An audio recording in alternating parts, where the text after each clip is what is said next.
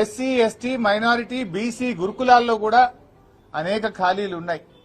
గురుకులాల్లో ఉన్న ఉపాధ్యాయ ఉద్యోగాలకు నియామకానికి కూడా తక్షణమే నోటిఫికేషన్ విడుదల చేయాలని చెప్పి కూడా డిమాండ్ చేస్తా ఉన్నాం. గ్రూప్ 1, గ్రూప్ 2, గ్రూప్ 3, గ్రూప్ 4 వీటిలో కూడా అనేక ఖాళీలు ఉన్నాయి.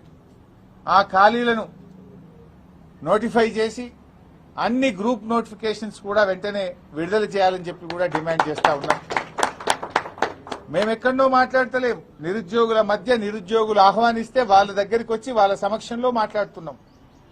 నువ్వు అసెంబ్లీలో కూర్చొని పిల్లలు నోటిఫికేషన్లు వద్దంటున్నారు, మాకు జాబ్ నోటిఫికేషన్లు వద్దని ధర్నాలు చేస్తుందని డ్రామాలు బంద్ చేయి.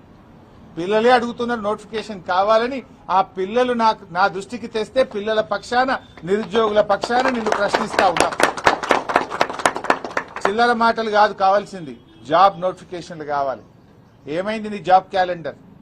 అసెంబ్లీలో జాబ్ క్యాలెండర్ గా విడుదల చేసినావు, అది చిత్తుగాయిదం అయిపోయింది. నీ జాబ్ క్యాలెండర్ లో ఒక్క నోటిఫికేషన్ వచ్చిందా?